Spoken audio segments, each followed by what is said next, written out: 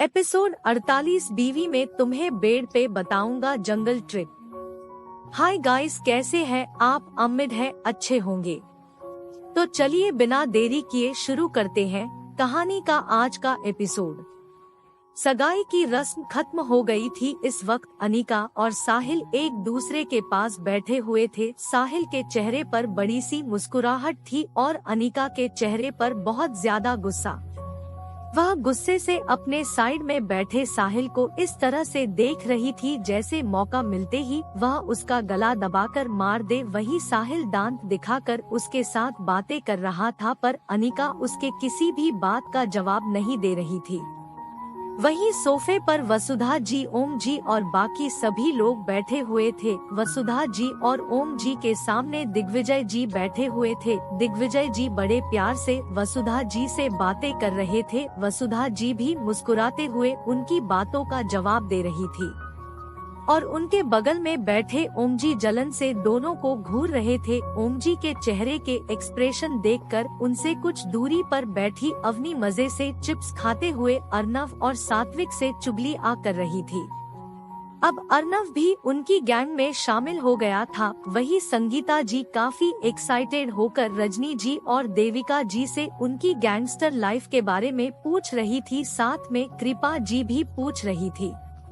वहीं अक्षय पीहू को एक कोने में लेकर उसे लगातार किस कर रहा था। पीहू लगातार उससे छूटने की कोशिश कर रही थी। अक्षय एक हाथ से उसकी कमर को सहला रहा था और दूसरे हाथ से उसने पीहू के सर को पकड़ा हुआ था और उसके होठों पर लगातार किस कर रहा था। अक्षय काफी डोमिनेटिंग था, जिस वजह से पीहू को अब दर्द हो रहा था। उसने अक्षय की तरफ देखा जो आंखें बंद करके उसे पैशनेटली किस कर रहा था। अब पीयू की सांसें उखड़ रही थी। उसने अपने दांतों को कसके अक्षय के होठों पर गड़ा दिया। पीहू के एक्शन के कारण अक्षय की पकड़ ढीली हो गई और उसने अपने होठों को पीहू के होठों से आजाद कर लिया। अक्षय के साइड में हटते ही पीहू लंबी लंबी सांसें लेने लगी। उसकी सांसें उखड़ रही थी। वही अक्षय गुस्से भरी नजरों से उसे घूर रहा था। अक्षय की नजरों को खुद की तरफ इस तरह से देखता देखकर पीहू ने मुंह फुलाकर कहा, मुझे सांस नहीं आ रही थी और आप मुझे छोड़ ही नहीं रहे थे, इसीलिए मैंने आपको काटा। अक्षय ने अपने होठों पर लगा खून साफ करते हुए कहा, मेरी क्यूट लिटिल वाइफी कब से जंगली बीवी बन गई। अक्षय की बात सुनकर पीहू ने अपने दोनों हाथ कमर पर रखे और अक्षय को घूरते हुए कहा, मैं हमेशा से ही ऐसी थी, पर आप मुझे लिटिल लिटिल क्यों कहते हो? मैं बड़ी हो गई हूँ। अक्षय ने टेढ़ा मुस्कुराते हुए कहा, अच्छा तो फिर तुम बच्चों की तरह हरकतें क्यों करती हो? पीहू ने मुस्कुराते हुए अपनी दोनों बाहें अक्षय के गले में डालकर कहा, क्योंकि मुझे बुढ़ा पति मिला है तो मुझे उसके सामने बच्चा बनकर ही रहना होगा। इतना कहकर वह अपनी आंखों को बार बार झपकाने लगी। वहीं उसके सामने खड़े अक्षय का चेहरा गुस्से से काला पड़ गया था। उसने कसके पीहू के बालों को अपने हाथों से पकड़कर उसका चेहरा अपने सामने लाकर थोड़े गुस्से से कहा, क्या कहा तुमने? मैं तुम्हें बुढ़ा लगता हूँ? अक्षय के एक्सप्रेशन देखकर पीहू को उसे तंग करने का दिल कर रहा था, इसलिए उसने मासूमियत से अपना सर हिलाया। की बात सुनकर अक्षय ने उसे घूरते हुए कहा, घर चलो, फिर मैं तुम्हें आज बेड पर बताता हूँ कि मैं बुढ़ा हूँ या फिर जवान। अगर मैंने आज तुम्हारी कमर नहीं तोड़ी तो मेरा नाम भी अक्षय मल्होत्रा नहीं। इतना कहकर अक्षय ने झटके से पीहू को छोड़ा और उससे दूर चला गया। वहीं अक्षय की बात सुनकर बेचारी पीहू की सिट्टी पिट्टी गुल हो गई। उसने मन ही मन खुद को डांटते हुए कहा, कहीं मैंने इन्हें ज्यादा गुस्सा तो नहीं दिला दिया? पहले से ही यह इतने वाइल्ड है, अगर उन्होंने ठान लिया तो फिर तो मेरी कमर टूट कर ही रहेगी। पीहू जल्दी से अक्षय के पीछे भागी, पर अक्षय सीधा जाकर बाकी आदमियों के साथ बैठ गया। उसने पीहू को पूरी तरह से इग्नोर किया। पीहू को अब खुद पर ही गुस्सा आ रहा था। वह बार बार अक्षय से बात करने की कोशिश कर रही थी, पर अक्षय उससे सच में नाराज हो गया था। वही साहिल अभी भी अपनी बेतुकी बातों से अनिका को पका रहा था। आखिर में अनिका चिल्लाते हुए अपनी जगह से खड़ी हुई और उसने साहिल से कहा, अपनी बकवास बातें बंद करो वरना मैं पागल हो जाऊंगी। उसके इस तरह से चिल्लाने के कारण सभी लोगों का ध्यान उन दोनों की तरफ गया। साहिल ने अनिका को घूरते हुए कहा, जाने मन अगर तुम भी बात नहीं करोगी मैं भी बात नहीं करूँगा तो फिर हम दोनों क्या भजन करेंगे। साहिल की बात सुनकर देविका जी ने अनिका को घूरते हुए कहा, अनिका तुम क्यों मेरे प्यारे दामाद के पीछे पड़ी हुई हो। अनिका ने अपनी माँ की तरफ देखकर गुस्से से कहा, माँ आज नए नए बने दामाद की कुछ ज्यादा ही तरफदारी नहीं हो रही है। देविका जी ने एटीट्यूड से कहा, हमारा होने वाला इकलौता दामाद है तो खातिरदारी तो बनती है ना, क्यों पापा जी। इतना कहकर उन्होंने दिग्विजय जी की तरफ देखा। दिग्विजय जी ने सर हिलाकर कहा, बहू सही कह रही है। और अनिका तुम थोड़ी तमीज से बात करो, तुम्हारा होने वाला पति है, हर समय तुम उसकी इस तरह से बेइज्जती नहीं कर सकती। साहिल ने मासूम सा चेहरा बनाकर दिग्विजय जी की तरफ देखकर कहा, दादाजी मैं जानता हूँ अनिका थोड़ी सी सटकी हुई है पर आप चिंता मत कीजिए, मैं हूँ ना, मेरे जैसे इंसान के साथ रहते रहते यह भी स्वीट बन जाएगी। इतना कहकर उसने मुस्कुराते हुए अनिका की तरफ देखा। अनिका ने मन ही मन कहा, लंगूर तुझे तो मैं छोड़ूंगी नहीं, मेरे सभी परिवार वालों को पटा लिया पर मैं भी अनिका ठाकुर हूँ, तेरी कमर ना तोड़ी तो मेरा नाम भी अनिका नहीं, तू खुद शादी से मना करेगा। इतना कहकर उसने एक डेविल स्माइल साहिल को दे दी। साहिल ने मन ही मन कहा, साहिल बेटा लगता है अब तेरा नाटक खत्म करके अपना असली रूप दिखाने का समय आ गया है। मेरी जाने मन तुम मुझे नाजुक कली समझकर अंडर एस्टिमेट कर रही है, इसे अब मेरा डेविल ग्रुप दिखाना ही होगा। इतना कहकर साहिल मन ही मन मुस्कुराने लगा। तभी अनिका ने मुस्कुराते हुए साहिल का हाथ पकड़कर प्यार से कहा, साहिल बेबी। अनिका के इस अचानक से बदले व्यवहार के कारण सभी लोग हैरान हो गए। वही संगीता जी ने वसुधा जी से कहा, माँ अचानक से क्या हुआ। कृपा जी ने कहा, दीदी मुझे लगता है हमारी गैंगस्टर बहू का हृदय परिवर्तन हुआ है। संगीता जी ने समोसे का बाइट लेते हुए कहा, अगर ऐसा है तो यह तो बहुत अच्छा है। वहीं अनिका को इस तरह से पलटते एक देविका जी को दाल में कुछ काला नजर आ रहा था। वही अवनी ने सात्विक की तरफ देखा और कहा, मुझे दाल में कुछ काला नजर आ रहा है। अर्नव ने कहा, दाल में काला नहीं, यहाँ पूरी दाल काली है। जरूर मेरी दायन बहन शादी तोड़ने के लिए कुछ ना कुछ प्लानिंग करने के बारे में सोच रही है। तभी सबको अनिका अनिका मासूम सी आवाज सुनाई दी। उसने मुस्कुराते हुए कहा, दादाजी आज ही मेरी सगाई हुई है और अभी तक मैं अपने होने वाले डार्लिंग के बारे में कुछ नहीं जानती।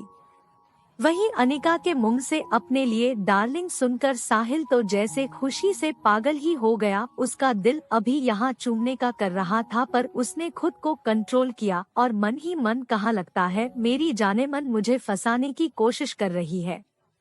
तभी अनिका ने फिर से मीठी आवाज में कहा, दादाजी मैं जंगल जाने वाली थी शिकार के लिए, मैं चाहती हूँ कि मेरे साथ मेरे प्यारे होने वाले पति देव भी आए, क्यों आएंगे ना आप। इतना कहकर उसने मुस्कुराते हुए साहिल की तरफ देखा। उसकी मुस्कुराहट देखकर साहिल ने मन ही मन कहा, लगता है मेरी बीवी जंगली जानवरों से मेरा शिकार करवाना चाहती है, शायद अभी तक इसने मुझे जाना नहीं। साहिल ने हुए मासूम सा चेहरा बनाकर कहा, दादाजी अगर अनिका ऐसा चाहती है तो मैं भी इसके साथ जंगल में जाने के लिए तैयार हूँ। वहीं अर्नव ने टेंशन से कहा, लगता है यह तुम्हारे भाई का काम जंगल में जाकर तमाम करना चाहती है। अवनी एक्साइटेड होते हुए कहा, मतलब तुम्हारी बहन खुलेआम हम सबके सामने से मेरे भाई को लेकर जाएगी और उसका खून भी कर देगी, काफी खतरनाक गैंगस्टर हो तुम, फैमिली मेंबर्स को बता कर खून करते हो। अर्नव ने कहा, अरे मेरी माँ, यह मेरी बहन तुम्हारे भाई को शिकार के लिए लेकर जाएगी और उसके साथ कुछ करके वापस आएगी और फिर सबसे कहेगी कि किसी जंगली जानवर ने उन पर हमला कर दिया था और तुम्हारे भाई को लेकर गया। मुझे तो पक्का इस पर शक हो रहा है। अर्नव की बात सुनकर अवनी ने खुश होते हुए कहा, तो चलो ना हम भी चलते हैं। यह लाइव शो देखने अवनी की बात सुनकर सात्विक ने भी एक्साइटेड होते हुए कहा, हाँ, काफी दिनों से हम कहीं बाहर घूमने भी नहीं गए, इस चक्कर में हम घूम कर भी आ जाएंगे। वहीं दिग्विजय जी ने जैसे ही साहिल की बात सुनी उन्होंने कहा, ठीक है, तुम जा सकती हो। तभी पीछे से 3 लोगों की चिल्लाने की आवाज सुनाई थी। हम तीनों भी सब ने उस तरफ देखा जहां पर अवनी, अर्नव और सात्विक खड़े थे। उन तीनों को देखकर अनिका ने मन में कहा, इन तीनों को क्या जरूरत है मेरे साथ आने की। आज इस लंगूर को सबक सिखाना चाहती थी ताकि यह खुद ही शादी से मना करके भाग जाए, पर अब यह लोग मेरा प्लान खराब करने के लिए आना चाहते हैं।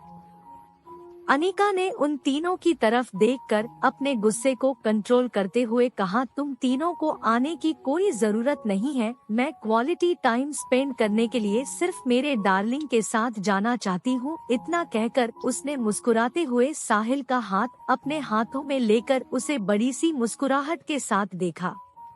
साहिल ने मन ही मन हंसते हुए कहा, जाने मन शायद तुम साहिल मल्होत्रा को अभी तक पहचान ही नहीं, पर कोई बात नहीं, तुम्हारे प्लान पर अभी पानी फिर देते हैं। उसने बड़ी सी मुस्कुराहट के साथ कहा, जाने मन मेरे भाई बहन और तुम्हारा भाई अगर हमारे साथ आना चाहता है तो हम आने देते हैं। अगर जंगल में तुम्हें मेरे साथ फिर से कुछ कर दिया तो। साहिल की बात सुनकर देविका जी ने बीच में कूदते हुए कहा, हाँ, मेरा प्यारा दामाद बिल्कुल सही कह रहा है। इस नालायक लड़की का कोई भरोसा नहीं, कुछ भी कर सकती है। अपनी माँ की बात सुनकर अनिका का दिल कर रहा था कि वह कहीं जाकर अपना सर फोड़े। उसने अपनी माँ की तरफ देखकर कहा, माँ, आप सच में मेरी माँ हो ना? क्या आपको मुझ पर इतना भी भरोसा नहीं है?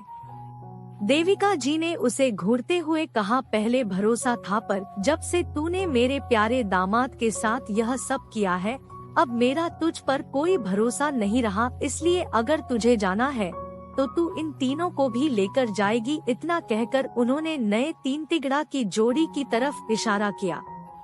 वहीं अचानक से 2 लोगों ने चिल्लाकर कहा, हमें भी आना है। सबने पलट कर देखा जहां पर तरुण और वरुण खड़े थे। वह दोनों तो इतने फास्ट थे कि वह दोनों जल्दी से चेंज करके भी निकल आए थे। दोनों ने इस वक्त ब्लैक कलर के जीन्स और टी शर्ट पहने हुए थे और उनके बाल में सीधे मैसी थे। दोनों काफी ज्यादा हॉट और सेक्सी लग रहे थे। उन दोनों को देखकर अवनी ने सीटी मारते हुए कहा, ओए होए, क्या लग रहे हो तुम दोनों एकदम पटाखा। अवनी की बात सुनकर दोनों के चेहरे शर्म से लाल हो गए, क्योंकि आज से पहले वह दोनों ही ऐसी हरकतें लड़कियों के साथ करते थे, पर आज पहली बार किसी लड़की ने उनके साथ इस तरह से हरकत की थी। वहीं उन दोनों को शर्म आता देख अवनी जोर जोर से हंसने लगी। उसने हंसते हुए कहा, तुम दोनों किस तरह से शर्मा रहे हो? इतना कहकर वह फिर से हंसने लगी। अवनी को फंसता देख उन दोनों ने जल्दी से अपने चेहरे के एक्सप्रेशन ठीक किए और अवनी को घूरने लगे। तरुण ने अवनी की तरफ देखकर कहा, काफी बेशर्म लड़की हो तुम। अवनी, जो कि सोफे पर बैठकर चिप्स खा रही थी, तरुण की बात सुनकर जल्दी से सोफे से उतरकर एटीट्यूड से उसकी तरफ चलकर जाने लगी। उसकी चाल बहुत ही ज्यादा डोमिनेटिंग लग रही थी, जिस वजह से बेचारे तरुण और वरुण दोनों को अजीब लग रहा था। अवनी जाकर उन दोनों के सामने खड़ी हो गई। उसके हाथ में अभी भी चिप्स का पैकेट था। उसने उनमें से कई सारे चिप्स निकालकर अपने मुंह में भरे और अपने दांतों को जोर जोर से चबाते हुए उन्हें खाने लगी। तरुण और वरुण को ऐसा लग रहा था जैसे अवनी कह रही है कि ज्यादा बोला तो इन चिप्स की जगह तुम दोनों को खा जाऊंगी। चिप्स खा लेने के बाद अपनी ने गुस्से से दोनों को घूरते हुए कहा, मैं सिर्फ बेशर्म ही नहीं, बदतमीज, बदमाश और ब्यूटीफुल भी हूँ। इतना कहकर अवनी ने आए विंग की और पलटकर वापस आकर अपनी जगह पर बैठ गई। अवनी की हरकत देखकर दोनों भाई एक दूसरे की तरफ मुंह खोलकर देख रहे थे। वहीं बाकी सब उन दोनों की हालत देखकर जोर जोर से हंस रहे थे। कुछ देर बाद बाहर एक बड़ी सी जीप खड़ी थी। ड्राइविंग सीट पर तरुण बैठा हुआ था और उसके बगल में वरुण और अर्नव, बाकी सब पीछे बैठे हुए थे। अनिका खुद ड्राइव करना चाहती थी, पर साहिल ने जबरदस्ती उसे अपने साथ पीछे बिठाया था। जीप में खुली हवाएं चल रही थी और सभी लोग जंगल के लिए निकल गए थे। जंगल में इन लोगों का एक अड्डा था जहां पर इनके घोड़े रखे हुए थे। वह सब लोग घोड़ों पर ही बैठकर शिकार के लिए निकलने वाले थे। अवनी एक्साइटेड होकर सब कुछ देख रही थी। अवनी के बगल में सात्विक बैठा हुआ था, वह भी काफी एक्साइटेड नजर आ रहा था। वहीं साहिल लगातार अनिका को पागल आशिक की तरह घूर रहा था, जिस वजह से अनिका काफी ज्यादा इरिटेट हो रही थी। पर साहिल उसके हाथ को कस के पकड़ कर बैठा हुआ था। अनिका जैसे तैसे करके अपने गुस्से को कंट्रोल करके बैठी हुई थी। उसने एक नजर साहिल के हाथ की तरफ देखा जिसे उसने कस के पकड़ा हुआ था। साहिल ने मन ही मन कहा, मुझे पता है जाने मन तुम्हारा दिल कर रहा है कि तुम अभी मेरी जान ले लो, पर तुम्हें तो इतना परेशान करके रहूंगा कि तुम खुद सोचो कि तुमने साहिल मल्होत्रा से पंगा क्यों लिया। चुपचाप मान जाती शादी के लिए, पर नहीं, तुम्हें तो नाटक शादी तुड़वाने के लिए नाटक करने हैं। अब तुम भी देखो कि कैसे तुम मुझसे बचती हो।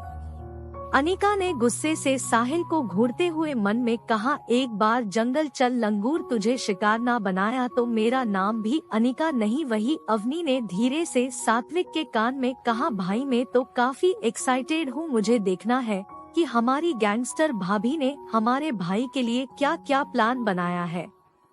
वही पीहू, अक्षय, वसुधा जी, संगीता जी, कृपा जी, करण जी, संजय जी, ओम जी अभी भी ठाकुर मेंशन में थे। पीहू बेचारी का गुस्से से मुंह फुला हुआ था, क्योंकि वह भी जंगल ट्रिप के लिए इन सभी के साथ जाना चाहती थी, पर अक्षय ने उसे जाने नहीं दिया।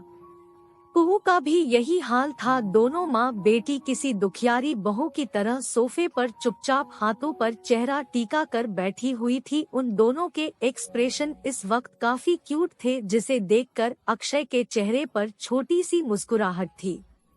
वहीं दिग्विजय जी अभी भी वसुधा जी से लगातार बातें कर रहे थे। अब ओम जी काफी ज्यादा चढ़ गए थे। ओम जी गुस्से से कुछ कहने ही वाले थे कि वसुधा जी का फोन बजा। उन्होंने अपने मोबाइल पर फ्लैश हो रहे नाम को पढ़ा और उनकी आंखें खुशी से चमक गई।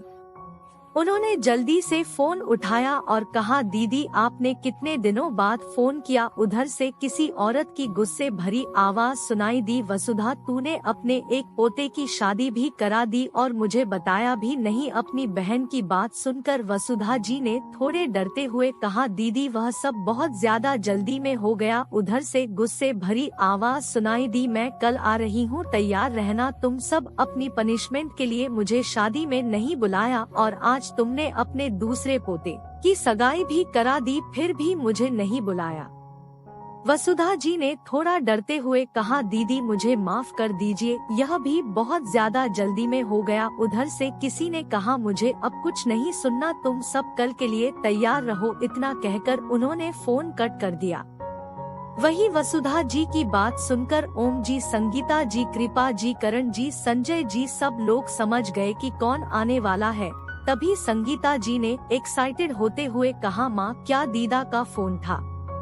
वसुधा जी ने अपना सर हिलाया। संगीता जी ने एक्साइटेड होकर कृपा जी को गले लगाकर कहा, मतलब कल से हमारे घर में और ज्यादा नई नई एंटरटेनमेंट की चीजें होंगी। कृपा जी ने भी एक्साइटेड होते हुए कहा, दीदी कल से डेली शो बंद। वही ओम जी ने मन में कहा, मंथरा आ रही है, हे भगवान अब मैं क्या करूं। करण जी और संजय जी ने एक दूसरे की तरफ देखकर धीरे से कहा, भाई डायन मासी आ रही है, हम क्या करें। संजय जी ने कहा, कल से मैं ओवरटाइम करूंगा, ऑफिस में रहूंगा। करण जी ने कहा, मैं तो रात को भी वही सो जाऊंगा। वसुधा जी ने उदास सा चेहरा बनाकर संगीता जी से कहा, पर दीदी गुस्सा है क्योंकि हमने उन्हें अक्षय की शादी में नहीं बुलाया और अभी साहिल की सगाई में भी नहीं बुलाया। उन्होंने कहा है कि कल वह आते ही हम सबको पनिशमेंट देंगे। पनिशमेंट का नाम सुनकर बेचारे ओम जी, करण जी और संजय जी की सिट्टी पिट्टी गुल हो गई। संजय जी ने डरते हुए ओम जी के कान में कहा, पापा इस बार कौन सी अजीब पनिशमेंट देंगे। पिछली बार की पनिशमेंट याद करते ही मुझे अभी भी डर लग रहा है। ओम जी ने अपनी थूक गटकते हुए कहा, बेटा तेरी छोड़ मेरी पनिशमेंट अगर तुझे याद हो तो। ओम जी की बात सुनकर संजय जी ने कहा, मुझे याद मत दिलाओ, मुझे अभी भी डर लगता है। वही संगीता जी और कृपा जी ने मुंह बनाकर कहा, मतलब इस बार भी पहले हमारी धुलाई होगी बाद में कुटाई। वही पीहू सबकी बात सुनकर हैरान हो गई। उसने हैरानी से अक्षय की तरफ देखा जिसका चेहरा दीदा की आने की खबर सुनकर काला पड़ गया था। उसने मन ही मन कहा, पिछले जन्म में तो दीदा नहीं आई थी, हालांकि वह आने वाली थी पर उससे पहले ही वह हादसा हो गया था। मतलब इस बार में पहली बार दीदा को देखूंगी, पीयू ने एक्साइटेड होकर कहा। आज के लिए बस इतना ही। जंगल में क्या करेगी अनिका साहिल के साथ, क्या फिर साहिल क्या करेगा अनिका के साथ, और ऐसा क्या है आखिर दीदा के अंदर जो सब लोग इस तरह से व्याप्त कर रहे हैं। जानने के लिए बने रखिए मेरे से साथ। एपिसोड 49 विशाल कॉल्स पीहू जंगल में मंगल। हाय गाइस, कैसे हैं आप? उम्मीदें अच्छे होंगे। कहानी के रीडर्स तो हर रोज घटते जा रहे हैं। शायद आपको कहानी पसंद नहीं आ रही है। मैं कोशिश कर रही हूँ आप सबको कहानी पसंद आया। मुझे लगता है कॉमेडी कुछ ज्यादा ही हो गई है। अब चलते हैं कहानी के असली ट्रैक पर। तो चलिए बिना देरी किए शुरू करते हैं कहानी का आज का एपिसोड।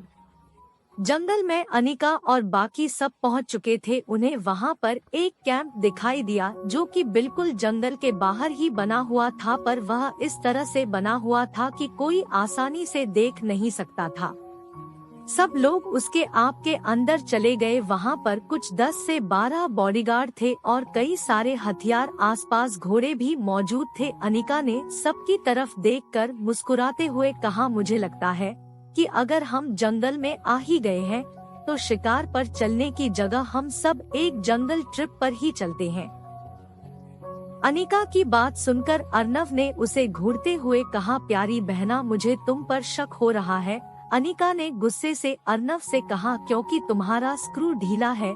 उसने मुस्कुराते हुए साहिल की तरफ देखकर कहा, डार्लिंग तुम्हें तो मुझ पर भरोसा है ना। इतना कहकर वह मुस्कुराते हुए साहिल को देखने लगी।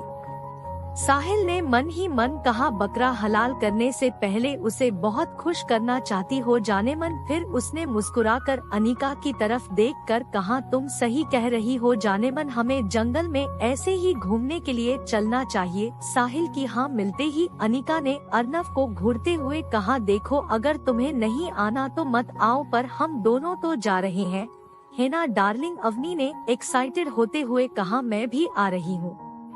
अवनी की बात सुनकर सात्विक ने कहा, मैं भी आ रहा हूँ। अनिका ने दोनों को देखकर अपने गुस्से को कंट्रोल करते हुए कहा, तुम दोनों हम दोनों के साथ आकर क्या करोगे? मैं अपनी डार्लिंग के साथ क्वालिटी टाइम स्पेंड करना चाहती हूँ, इसलिए मैं अकेली जाना चाहती हूँ। अनिका की बात सुनकर अवनी ने अपने दोनों हाथ कमर पर रखे और मुस्कुराते हुए कहा, मेरी प्यारी गैंगस्टर भाभी, हमें अभी आप पर यकीन नहीं है। वैसे भी आपके तेवर जो कुछ मिनटों में ही बदले, उस वजह से मुझे आप पर शक हो रहा है। कहीं आप मेरे भाई को जंगल में ले जाकर मारना तो नहीं चाहती ना? इसलिए मैं उसे अकेला नहीं छोड़ना चाहती। अवनी की बात सुनकर अनिका ने गुस्से से अपने दांतों को आपस में दबाकर शांत लहजे में कहा, अरे मेरी प्यारी होने वाली ननद, तुम इस तरह से अपनी प्यारी भाभी पर कैसे शक कर सकती हो? वही साहिल ने मन ही मन कहा, अरे मैं तो इस नालायक बहन समझता था, पर इसे तो मेरी कदर है। प्यारी बहना, थैंक यू वेरी मच। तभी अवनी ने अपने दांत दिखाकर कहा, अरे भाभी मैं तो मजाक कर रही थी, मुझे तो आपकी चिंता है। आपको शायद पता नहीं मेरा भाई जानवरों की आवाज और भूतों से कितना डरता है। अगर उसे डर लगा तो वह सच में आपकी कमर पर चढ़ जाएगा। फिर आपको इसे छोटे बच्चों की तरह उठाकर लाना होगा, जिसकी वजह से आपकी कमर तो टूट ही जाएगी। यकीन मानिए, बचपन से जानती हूँ मेरा भाई किसी पागल से कम नहीं है। इतना कहकर अवनी मुस्कुराने लगी। वही बेचारे साहिल का तो चेहरा काला पड़ गया। उसने मन ही मन कहा, मैं इसकी तारीफ कर रहा था और यह मेरे बारे में यह सब मेरी जानेमन को कहकर मेरी इंसल्ट कर रही है। तुझे तो मैं छोड़ूंगा नहीं अवनी की बच्ची। तभी अर्नव, तरुण और वरुण ने कहा, हम तीनों भी आ रहे हैं। अनिका ने गुस्से से सबको घूरते हुए कहा, सब चलो मेरे ऊपर बैठकर। कुछ देर बाद 6 लोग यानी कि अनिका, अवनी, अर्नव, साहिल, सात्विक, वरुण हाथ में टॉर्च और कुछ खाने पीने की चीजें लेकर जंगल के बीच चलने लगे। साहिल ने जबरदस्ती अनिका का हाथ पकड़ा हुआ था, वही अवनी ने सात्विक का एक हाथ और अर्नव का एक हाथ। तरुण और वरुण मजे से चल रहे थे। सभी लोगों के कंधे पर एक एक बैग थी जिसमें उनकी जरूरत का सामान था। इस वक्त दोपहर के 3 बज रहे थे। सब लोग कैंप के लिए एक्साइटेड थे। अनिका ने मन ही मन कहा, अब इस लंगूर को मैं सबक कैसे सिखाऊं, पर चाहे कुछ भी हो जाए मैं इतना डराऊंगी कि खुद ही मुझसे दूर भागेगा। इतना सोचकर अनिका ने शैतानी मुस्कुराहट के साथ अपने साइड में चल रहे साहिल की तरफ देखा। उसकी मुस्कुराहट देखकर साहिल ने मन ही मन हंसते हुए कहा, जाने मन आज तुम्हें भी पता चल जाएगा कि तुम्हारा होने वाला पति कितना खतरनाक है। इतना सोचकर वह भी मन ही मन मुस्कुराने लगा उन दोनों की हरकतें देखकर। अवनी ने अपने अगल-बगल में देखकर कहा, यह दोनों जरूर कोई नया कांड करने वाले हैं। अवनी की बात सुनकर सात्विक और अर्नव ने अपना सर हिलाया। वही तरुण और वरुण इन पांचों के बॉडीगार्ड की तरह साइड साइड से चल रहे थे, इन सबको प्रोटेक्ट कर रहे हो। ठाकुर सदन। दीदा की आने की खबर सुनकर मल्होत्रा फैमिली के सभी आदमी सदमे में चले गए थे। वही औरतें खुश नजर आ रही थी। पीहू भी काफी एक्साइटेड नजर आ रही थी। तभी ओम जी ने थोड़े गुस्से से वसुधा जी से कहा, वसुधा अब हमें चलना चाहिए। वह इस बात से गुस्सा थे कि वसुधा जी लगातार दिग्विजय जी के पास बैठकर उनसे बातें कर रही थी। वसुधा जी ने मुस्कुराते हुए दिग्विजय जी की तरफ देखकर कहा, अब हम चलते हैं दिग्विजय, हम जल्दी ही हमारे बच्चों की शादी की बात तय करने आएंगे, क्योंकि अब हमें हमारे तीसरे पोते के लिए भी बहू ढूंढनी है। इसलिए जितनी जल्दी हो सके हम हमारे सभी बच्चों की शादी करवा देना चाहते हैं। वसुधा जी की बात सुनकर दिग्विजय जी का चेहरा उतर गया। उन्होंने उदास आवाज में कहा, पर वसुधा तुम इतनी जल्दी क्यों जा रही हो? वसुधा जी कुछ कहती इससे पहले ही ओम जी ने दिग्विजय जी को घूरते हुए कहा, तो तुम क्या चाहते हो? तुम्हारे घर पर हम लोग डांस करें या फिर यहाँ पर डेरा जमा कर बैठ जाए? दिग्विजय जी ने ओम जी से घूरते हुए कहा, तुम्हें किसने कहा कि मैं अपने घर में तुम्हें देखना चाहता हूँ? मैं सिर्फ वसुधा की बात कर रहा था। दिग्विजय जी की बात सुनकर ओम जी ने उन्हें गुस्से से घूरते हुए कहा, तुम्हें शर्म नहीं आती बुढ़ापे में किसी और की बीवी पर गंदी नजर डालते हुए? दिग्विजय जी ने उन्हें गुस्से से घूरते हुए कहा, ओम तुम किस बात को कहाँ लेकर जा रहे हो? माना कि मैं वसुधा को कॉलेज के टाइम में पसंद करता था, पर अब काफी समय बीत चुका है, 50 साल हो चुके हैं। 50 साल में बहुत कुछ बदलता है, पर वसुधा अभी भी मेरे लिए मेरी बचपन की सबसे अच्छी दोस्त है, जो कि तुम्हारी वजह से दूर हो गई थी। इतने सालों बाद हम दोनों मिले तो क्या हम दोनों प्यार से बातें भी नहीं कर सकते? इतना कहकर उन्होंने वसुधा जी की तरफ देखकर मासूम सा चेहरा बनाया। वसुधा जी ने ओम जी की तरफ देखकर थोड़े गुस्से से कहा, ओम यह आप क्या कर रहे हैं? दिग्विजय तो बस इतने दिनों के बाद मिलने की वजह से इतना इमोशन हो गया, वैसे भी हम दोनों बचपन से साथ खेले थे। वहीं ओम जी को डांट पड़ता देख दिग्विजय जी ने एक आंख दबाकर ओम जी को देखा। दिग्विजय जी की हरकतें देखकर ओम जी ने गुस्से से कहा, यह बुढ़ा अभी भी मेरी बीवी के पीछे पड़ा है, बस उसके सामने अच्छा होने का नाटक कर रहा है, पर तुझे तो मैं छोड़ूंगा नहीं। वही पीहू एक्साइटेड होते हुए इन ओल्ड पीपल का लव ट्रायंगल देख रही थी। उसके साथ उसकी शैतान बेटी भी उसकी गोद में बैठकर बुढ़े बुढ़े का प्यार देख रही थी। उसने धीरे से अपनी मम्मा के कान में कहा, मम्मा क्या बड़े दादू के लव राइवल बड़ी दादी के पीछे पड़ गए हैं?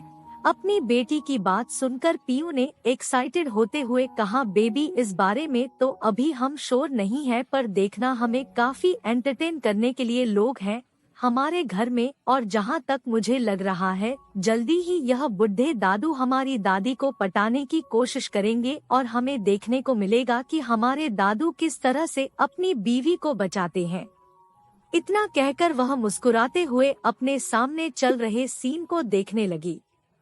कुहू ने एक्साइटेड होकर अपनी बड़ी दादी, बड़े दादाजी और उनके लव राइवल को देख रही थी। अक्षय घूरकर दोनों माँ बेटी की बातें सुन रहा था। उसने मन ही मन कहा, दोनों की दोनों एक नंबर की शैतान है। इतना सोचकर वह मन ही मन मुस्कुराने लगा। कुछ देर बाद मल्होत्रा परिवार राठौड़ सदन से निकलने के लिए खड़ा हुआ। सब लोग इस वक्त सदन के बाहर खड़े गाड़ी में बैठने वाले थे। दिग्विजय जी ने बहुत प्यार भरे लहजे में वसुधा जी को देखकर कहा, वसुधा आती रहना, यह तुम्हारा ही घर है।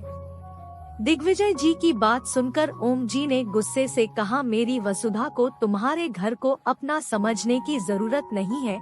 उसके लिए मैंने बहुत बड़ा घर बना कर रखा है। अगर देखना चाहते हो तो एक बार हमारे घर पर आकर जरूर देखना। ओम जी की बात सुनकर दिग्विजय ने ओम जी को गुस्से से घूर कर देखा। वही वसुधा जी ने दिग्विजय जी की तरफ देखकर कहा, तुम चिंता मत करो, मैं आती रहूंगी। फिर उन्होंने ओम जी की तरफ देखकर कहा, ओम, यह आप क्या कर रहे हैं? वह मेरा बचपन का बेस्ट फ्रेंड है। ओम जी ने बच्चों की तरह मुंह बनाकर कहा, तो तुम बेस्ट फ्रेंड के लिए अपने पति के साथ झगड़ा करोगी? यह तो वही बात हुई जो आजकल की लड़कियां करती है, अपने बेस्ट फ्रेंड के लिए बॉयफ्रेंड को छोड़ देती है। पर मैं तो तुम्हारा पति हूँ। वसुधा जी ने ओम जी को घूरते हुए कहा, आप घर चलिए, आप आज कुछ ज्यादा ही अपना दिमाग चला चुके हैं।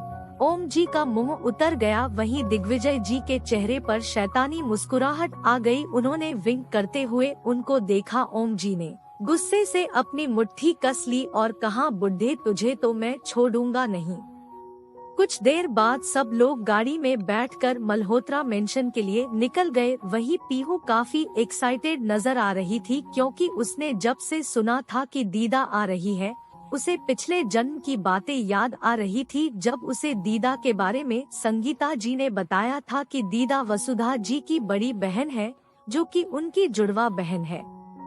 दीदा का नाम यशोदा था, जो क वसुधा जी से 5 मिनट बड़ी थी, पर इस बात का वह काफी ज्यादा फायदा उठाती थी। वसुधा जी भी उन्हें बहुत प्यार करती थी, इस वजह से उनकी सारी बातें मानती थी। यशोदा जी काफी शैतानी और बचकानी हरकतें करती थी, पर अगर उन्होंने किसी चीज की जिद पकड़ ली तो फिर वह किसी की नहीं सुनती थी। पीहू यही सोचकर एक्साइटेड हो रही थी, दीदा ने के बाद कितना मजा आएगा। तभी उसका मोबाइल बजा। उसके साथ इस वक्त कुहू गोद में बैठी हुई थी और अक्षत कार ड्राइव कर रहा था। उसने अपने मोबाइल पर फ्लैश हो रहे नाम को देखा और उसकी आंखें बड़ी बड़ी हो गई। उसने गुस्से से फोन पर पकड़ करते हुए कहा, यह कमीना क्यों मुझे फोन कर रहा है? हॉस्पिटल के बाद एक बार भी उसने इस इंसान को नहीं देखा था। उसके फोन पर विशाल का कॉल आ रहा था। यह वही इंसान था जो हमेशा से उसे मोटिवेट करता था। बचपन में जब उसके साथ कोई नहीं रहता था तब यह इंसान उसे सपोर्ट करता था, पर पिछली बार जो उसने उसके साथ किया था उसके बाद पीहू के दिल में सिर्फ और सिर्फ विशाल के लिए नफरत थी। वहीं अक्षय जो कार ड्राइव कर रहा था, जैसे ही उसने पीहू के एक्सप्रेशन नोटिस किए उसे समझ आ गया कि जरूर यह विशाल या फिर माया का फोन होगा, क्योंकि दुनिया में पीहू सबसे ज्यादा नफरत अगर किसी से करती थी तो वह विशाल और माया पर। अक्षय ने कुछ भी नहीं कहा, क्योंकि इस वक्त कुहू उनके पास थी। कुछ देर बाद वह लोग मल्होत्रा मेंशन के पास पहुंच चुके थे। जैसे ही पीहू गाड़ी से उतरने को हुई तब अक्षय ने उसकी तरफ देखकर कहा, मुझे ऑफिस में कुछ इम्पोर्टेंट काम है, मैं शाम तक आ जाऊंगा। पीहू ने अपना सर हिलाया। अक्षय सीधा ऑफिस के लिए निकल गया और पीहू कुहू को लेकर घर के अंदर आ गई। कुहू ध्यान हॉल में बैठे ब्रूजो पर गया। उसे देखकर कुहू की आंखें चमकने लगी। वह दौड़ते हुए सीधा जाकर ब्रूजो के ऊपर बैठ गई। ब्रूजो ने कुहू को देखा। उसने गुस्से से अपना मुंह फुला लिया। यह देखकर ने कुहू उसके बाल खींचते हुए कहा, यह तुम क्या कर रहे हो? ब्रूजो ने फिर भी उसकी तरफ नहीं देखा। पीहू मुस्कुराते हुए अपनी बेटी की हरकतें देख रही थी। पीहू इसी तरह से ब्रूजो को कुहू के साथ खेलता देखकर ऊपर चली गई। कुहू ने ब्रूजो को मना लिया था। पीहू जैसे ही कमरे में पहुंची उसका मोबाइल फिर से बजा। फ्लैश हो रहे हैं। नाम को देखकर उसने गहरी सांस लेकर मोबाइल उठाया। उधर से एक लड़के की अट्रैक्टिव आवाज सुनाई दी। उसने प्यार भरी आवाज में कहा, पीहू कहाँ हो तुम? कितने दिनों से मैं तुम्हें फोन कर रहा था पर तुमने मेरा फोन क्यों नहीं उठाया? उस लड़के की आवाज सुनकर पीहू की आंखें गुस्से से लाल हो गई। यह वही इंसान था जिसके लिए पिछले जन्म में उसने अक्षय को इग्नोर किया था। उसने अपने गुस्से को कंट्रोल करके अपनी आवाज में मिठास घोलते हुए कहा, विशाल वह मैं कुछ बिजी थी, क्या हुआ? विशाल ने गंभीरता के साथ कहा, मुझे माया से पता चला कि तुम्हारी शादी हो गई है, क्या यह सच है? पीयू ने उदासी भरी आवाज में कहा, वह मेरे दादाजी ने मेरी जबरदस्ती शादी कराई है। पीहू की बात सुनकर विशाल, जो कि फोन पर बात कर रहा था, अचानक से उसकी आवाज में खुशी झलकने लगी। उसने थोड़ा एक्साइटेड होते हुए कहा, मतलब तुम उससे प्यार नहीं करती? पीहू ने अपनी आवाज में मिठास घोलते हुए कहा, मैं तो तुमसे प्यार करती हूँ ना विशाल। पीहू की बात सुनकर विशाल के कानों में जैसे मिस्ट्री घुल गई। विशाल ने कहा, मैं भी तुमसे बहुत प्यार करता हूँ पीहू, पर आज तक तुम्हें नहीं कह पाया, पर अब जब तुमने कह दिया है तो मैं भी अपने प्यार को छुपाकर नहीं रखना चाहता। मुझे लगा था कि अगर मैंने तुम्हें इजहार किया तो तुम मेरी दोस्ती भी तोड़ दोगी, इस वजह से मैं डरता था। वही विशाल की बात सुनकर पीयू ने मन ही मन कहा, इसे तो ऑस्कर मिलना चाहिए, एक्टिंग का जबरदस्त करता है। फिर उसने अपनी आवाज में मिठास घोलते हुए कहा, बेबी क्या बात थी, तुमने मुझे फोन किया? पीहू के मुंह से बेबी सुनकर विशाल ने खुश होते हुए कहा, मुझे तुमसे मिलना है, क्या हम मिल सकते हैं? पीहू ने कहा, ठीक है हम कल मिलेंगे, मैं तुम्हें जगह बता दूंगी। कुछ देर तक इसी तरह से बात करने के बाद विशाल ने फोन रख दिया। विशाल का फोन कट होते पीहू ने ही गहरी सांस ली, और अब तुम्हारी जिंदगी के सबसे बुरे दिनों की शुरुआत होगी। जितनी ज्यादा मैं तड़पी हूँ उससे ज्यादा तुम्हें तड़प आऊंगी। किसी की फीलिंग्स के साथ खेलना कितनी बुरी बात होती है, यह तुम्हें तब समझ में आएगा, उसने मन ही मन कहा और शैतानी मुस्कुराहट के साथ बाथरूम में चली गई। वही केबिन में बैठा अक्षय जोक सीसीटीवी फुटेज से पीहू की सारी बातें सुन रहा था। उसकी आंखें गुस्से से इस वक्त लाल थी। उसने मन ही मन का, तुम्हें इसकी कीमत चुकानी पड़ेगी बीवी। पिछली बार की बात भले ही मैं भूल गया था पर इस बार ऐसा नहीं होगा। सोचा था तुम्हें एक और मौका दूंगा पर इस बार नहीं। पिछली बार तुम्हारी गलती की वजह से हम सबकी जान गई थी, पर अब नहीं। इतना कहकर उसने गुस्से से दीवार पर एक पंच मारा। अक्षय के हाथों से खून निकलने लगा, पर अक्षय के चेहरे पर गुस्सा झलक रहा था। जंगल में इस वक्त शाम के 5 बज गए थे। घना जंगल होने के वजह से अंधेरा भी हो गया था। अब अवनी को डर लग रहा था। उसने कस के अर्नव और सात्विक का हाथ पकड़ा हुआ था। वही साहिल और अनिका चलते चलते काफी आगे निकल गए थे। सब लोग आपस में अलग अलग हो गए थे। इस वक्त साहिल अनिका अलग हो गए थे और तरुण वरुण अलग। यह सब ज्यादा तेज चलने के कारण और ज्यादा धीरे चलने के कारण हुआ था। अनिका और साहिल एक दूसरे की तरफ गुस्से और प्यार से देखते देखते कब इतने आगे निकल गए कि उन्हें पता ही नहीं चला। उन्होंने बाकी सबको पीछे छोड़ दिया। यही हाल तरुण और वरुण का था। दोनों भाई थकने के कारण पीछे बैठ गए थे और बाकी लोगों का उन पर ध्यान नहीं था, इसलिए वह भी छूट गए थे। और बीच में चलने वाली हमारी तीन तिगड़ा अभी कहाँ जा रही थी उन्हें पता ही नहीं था, क्योंकि अवनी ने साइड में खड़े दोनों लड़कों को इतना ज्यादा परेशान कर दिया था कि अब वह दोनों अवनी को कहीं भी छोड़कर जाना चाहते थे। साहिल और अनिका इस वक्त काफी ज्यादा अंदर आ गए थे। साहिल अभी भी बिना पलके झपकाए अनिका को ही देख रहा था। अनिका ने गुस्से से आसपास देखते हुए कहा, तुम क्यों पागलों की तरह मुझे घूर रहे हो? देखो हमारे आसपास हम घने जंगलों के बीच पहुंच चुके हैं और यहाँ पर जंगली जानवर भी हैं। क्या तुम चाहते हो कि हम किसी का डिनर बन जाए? नहीं ना, तो फिर चलो कहीं अनिका लगातार साहिल से कुछ ना कुछ कह रही थी। इस बात से अनजान कि साहिल का ध्यान तो उसके हिलते हुए गुलाबी होठों पर है। साहिल का गला अनिका के गुलाबी होठों को देखकर सूख रहा था, इसलिए उसने बिना देरी किए अनिका को कस के अपनी तरफ खींचा और उसके होठों पर अपने होंठ रखे और उसे लगातार चूमने लगा।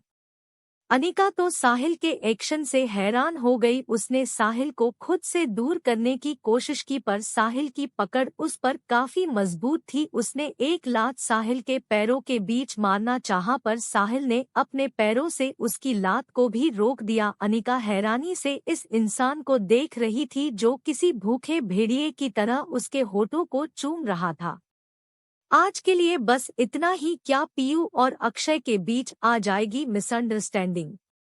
और क्यों अक्षय ने कहा कि पिछली बार पीहू की वजह से उन सब की जान चली गई थी? क्या है इस बात का राज? आपको क्या लगता है? कमेंट बॉक्स में जरूर बताइएगा। और क्या करेगी अनिका साहिल के साथ?